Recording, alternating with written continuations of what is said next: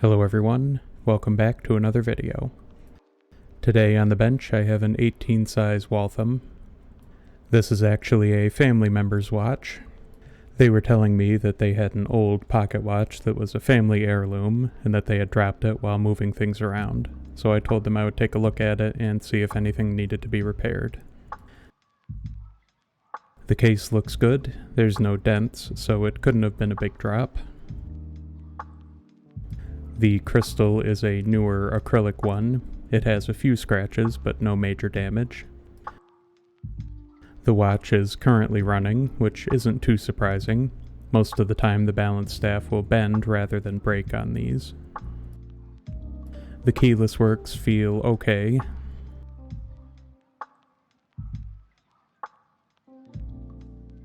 The case sleeve is a little off. The stem doesn't want to click back into the winding position, so I can back the case sleeve out a little bit and that should fix it. Let me put this on the time grapher and see how it's running. The traces are very clean on this. That tells me this watch was probably serviced within the last 10 years. The beat error is way too high though. That could be from a bent pivot. Let's see how it's doing pendant up.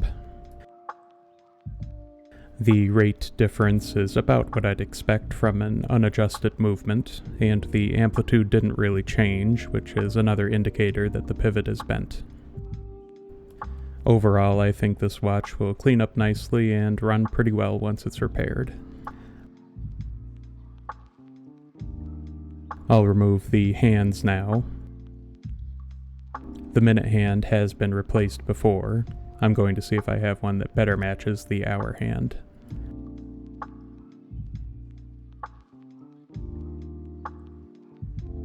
The dial has a fine hairline crack from 6 to about 945. These are usually caused by age and someone tightening the dial foot screws down too much, but they can also be caused by an impact.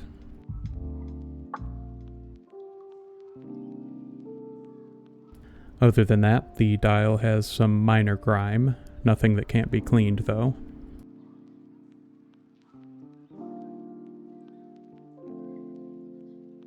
Here's the keyless works. They look remarkably clean. I'll remove the hour wheel before I flip over to inspect the balance. It's in great shape. Hopefully the rest of the movement is in a similar state.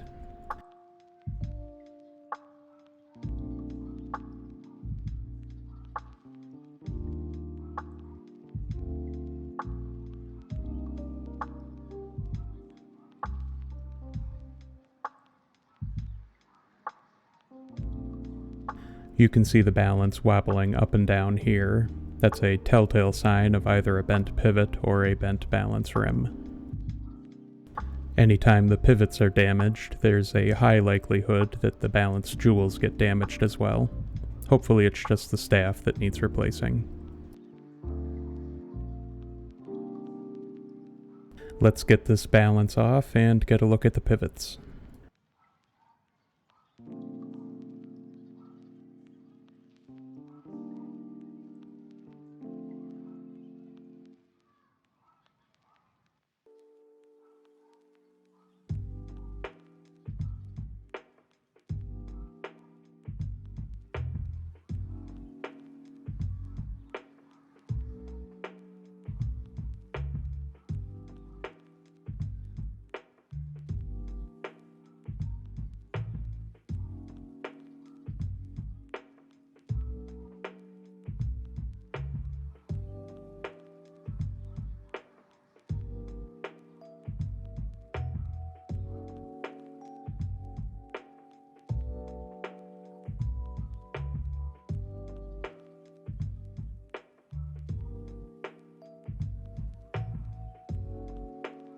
The bottom pivot is severely bent. I'm surprised it didn't just snap off.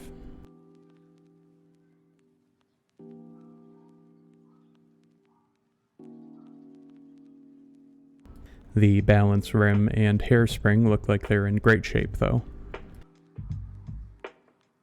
The roller jewel looks good as well.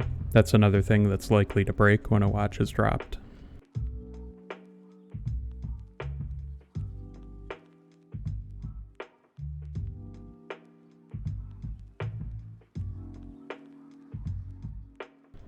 I'm always impressed with the level of decoration on American pocket watch movements. Even on 7-jewel movements, they're usually highly decorated. It's a shame they went for the more industrial look after the mid-20s.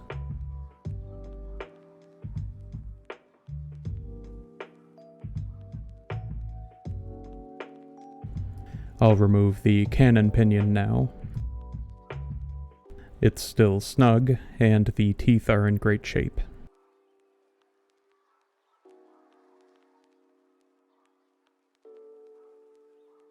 Next, I'll remove the yoke, which retains the crown and winding wheels.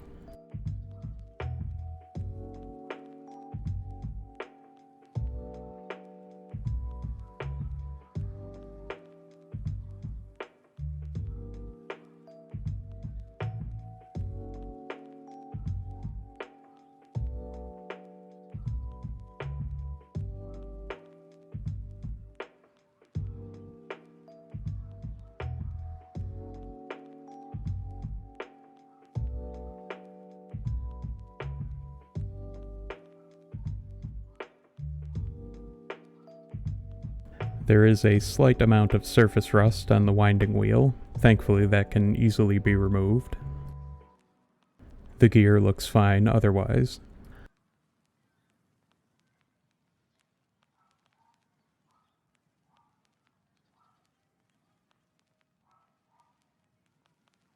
The crown wheel is in good shape, no noticeable wear.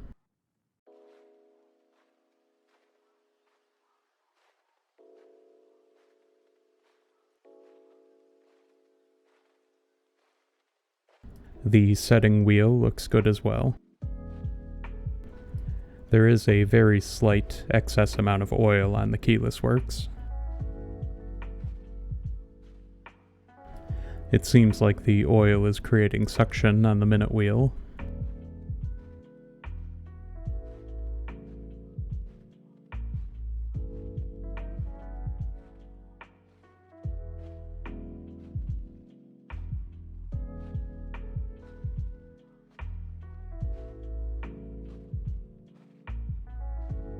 Slightly oily, but in good shape. The ratchet wheel and its retaining plate are pretty common wear points. Let's see how this one is.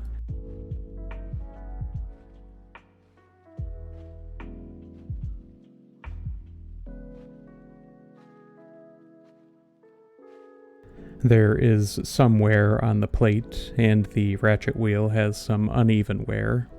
This usually means that the arbor hole is a bit worn out.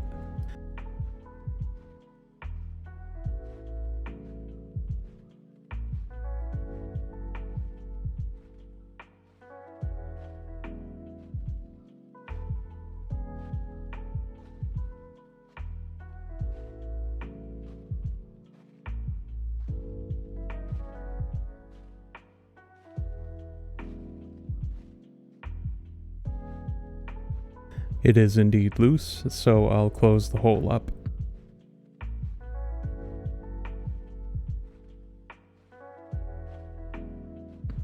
Let's go ahead and remove the case screws now.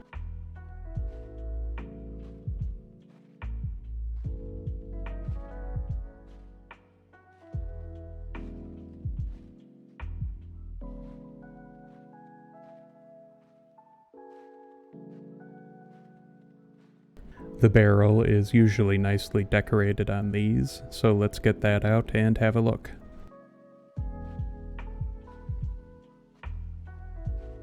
The barrel bridge screws are overly tight.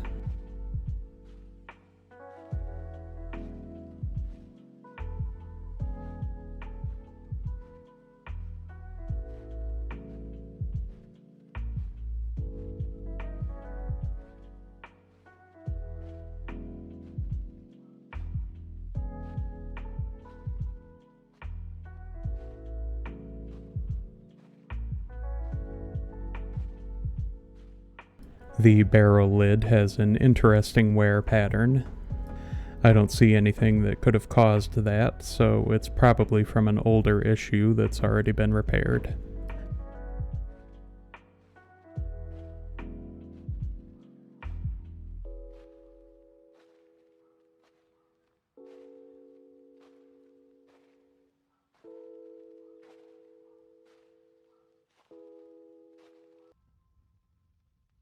Let's remove the gear train plate now and have a look at both the gears and the jewels.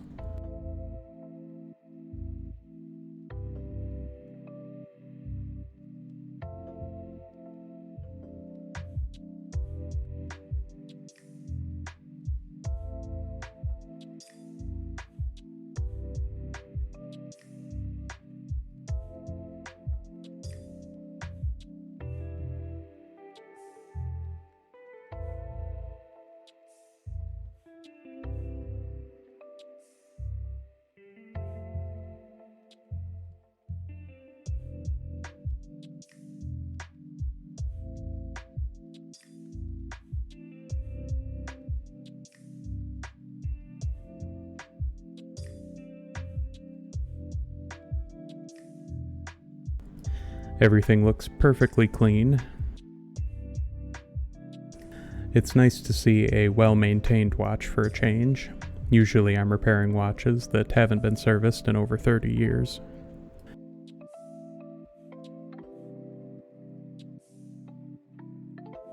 This is pretty interesting. The third wheel has a slight bevel on some of the teeth. There's nothing in the movement that could have caused that, so this must have been a manufacturing defect. I'm surprised it made it through the production line like this.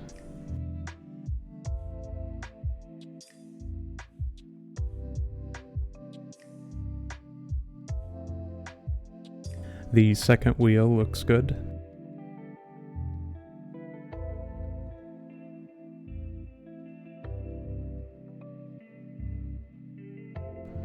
The fourth wheel looks good as well.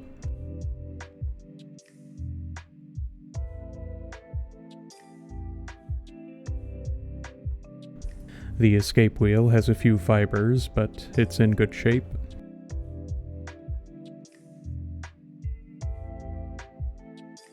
And the pallet fork looks fine. All the jewels look perfect, thankfully. Let's get the barrel open and take a look at the mainspring.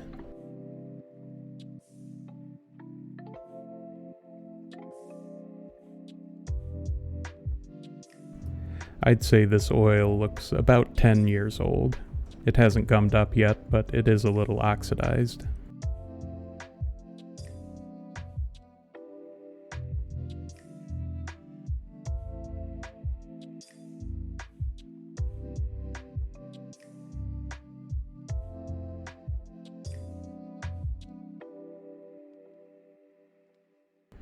The mainspring looks good, but the end is a little deformed. I'm going to try and bend it back, that way it will hook into the arbor better.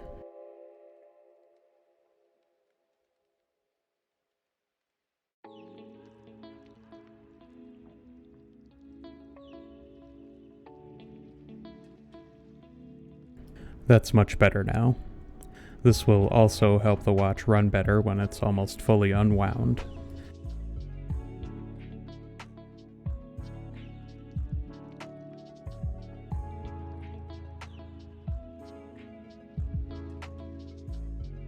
I gave the ratchet wheel's plate a light polish, as well as the ratchet wheel.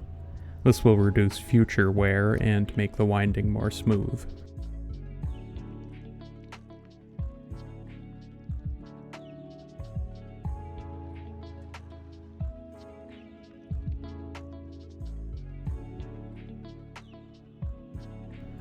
So, in order to properly install a new staff, it needs to be riveted to the balance rim using a staking set.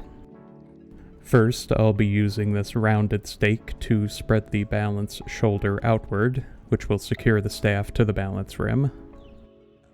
After that, I'll use this flat stake to both finalize the rivet and flatten it. That way the hairspring will sit evenly.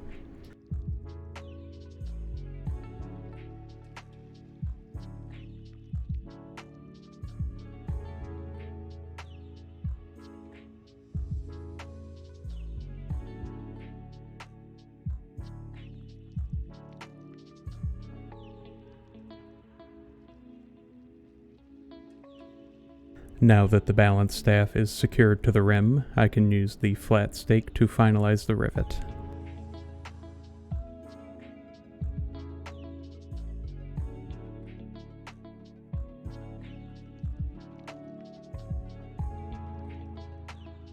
And now the staff is fully riveted to the balance rim. Now I can install the roller table. I'm going to put the balance on my static poising tool to find the heaviest side, which will tell me what side the roller jewel should be on.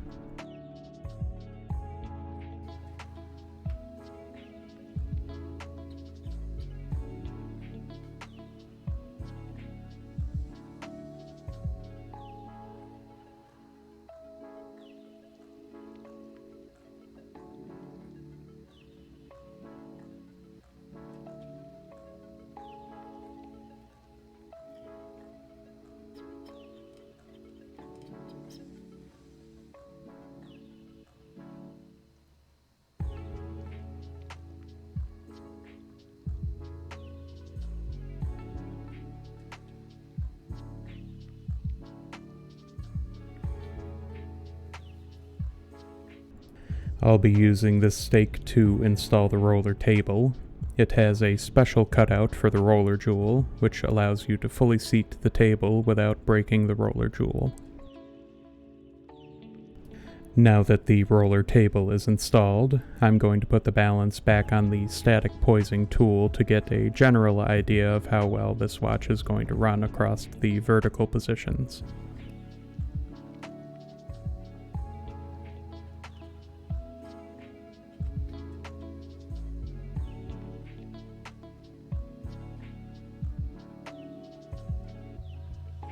If I had to guess, I'd say this watch will have under a 20-second delta across the 5 positions. If that's the case, that's perfectly fine for an unadjusted 15-jewel watch, especially one that's over 100 years old. As long as it's under 40 seconds across the 5 positions, I'm going to leave it as is unless the owner wants me to poise it. Now let's do a test fit to make sure everything fits nicely.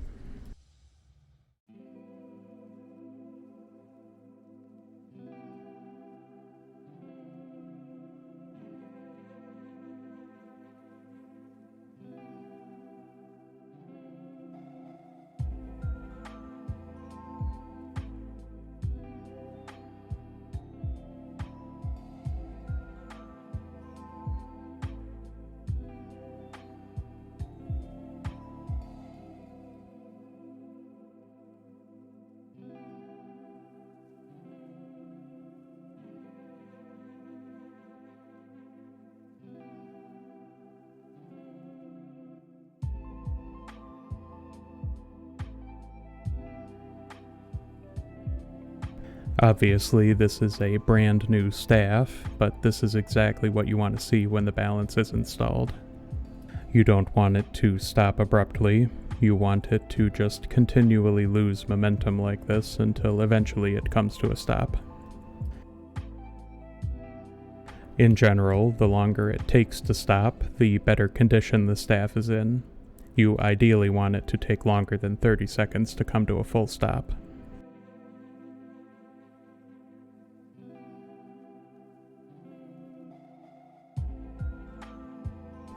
Everything looks perfect, so I'm going to clean the watch now. I'll be back once it's ready for reassembly and lubrication. Reassembly on 18 size watches can be a bit tricky if you've never done it before. I actually learned watch repair on 18 size watches, so I'm very familiar with them and how to easily put them back together. Installing the gear train into the bridge plate, upside down, is by far the easiest way to do it in my experience. Once you have the second wheel's pinion through its bushing, the next longest pivot will be the fourth wheel. All you have to do is gently nudge the pivot into its jewel. Now I'll repeat that process for the third wheel, pallet fork, and escape wheel in that order.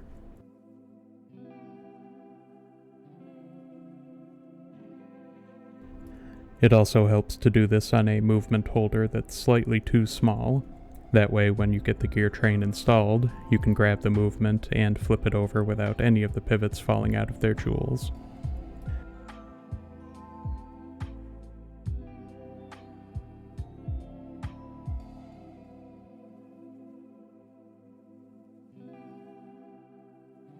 That's the hard part done. I'll screw the main plate down now. Before I install the barrel, I like to lubricate the arbor hole directly with 9104.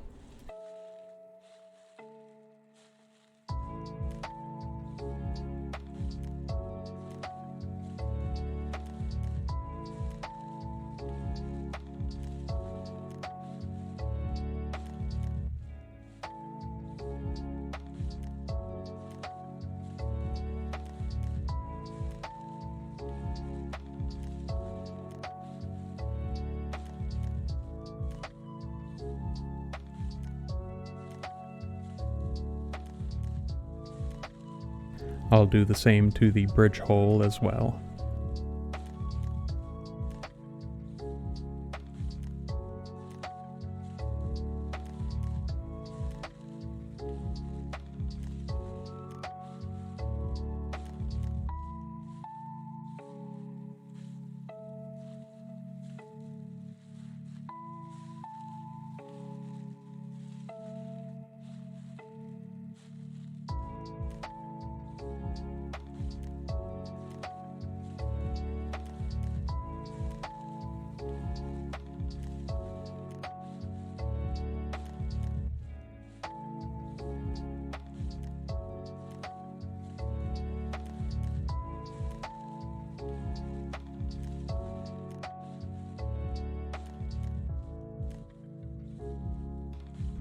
The gear train is fully installed, so now let's install the keyless works.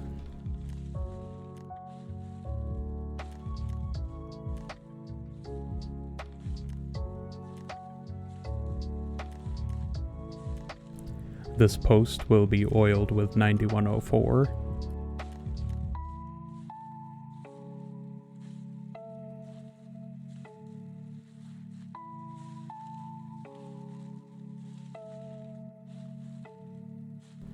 The winding wheels are usually beveled and will only wind smoothly when installed correctly.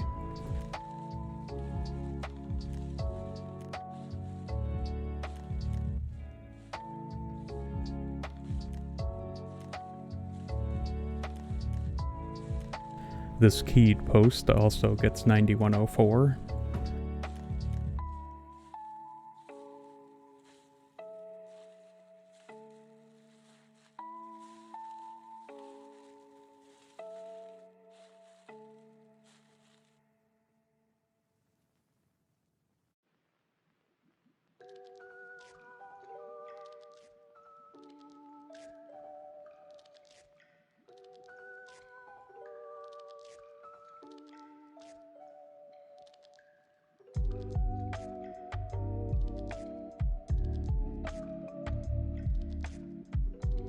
This post gets 9104 as well.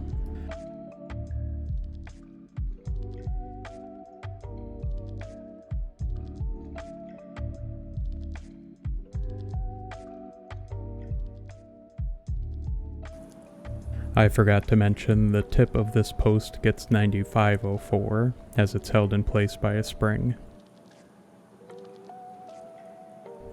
Now I can test the keyless works.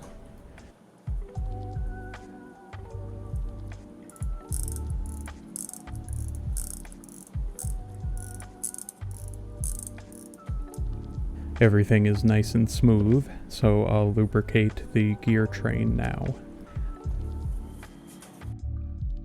The second and third wheel get 9104, and the fourth and escape wheel get 9010. The pallet stones get 9415. And here's the movement, running well. It looks like it's already at about 250 degrees of amplitude, even though I've only wound the watch about halfway.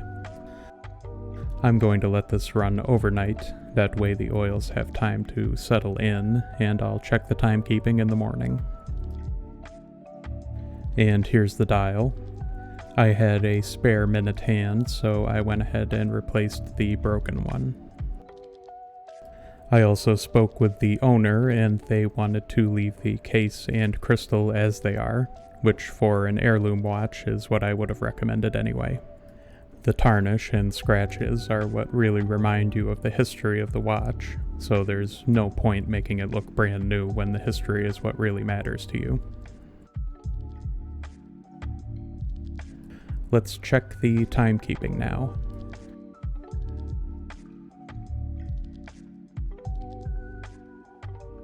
Honestly, I'm blown away at how well this keeps time. This is better than a lot of railroad grade watches I've worked on, which is quite shocking. This was obviously well taken care of.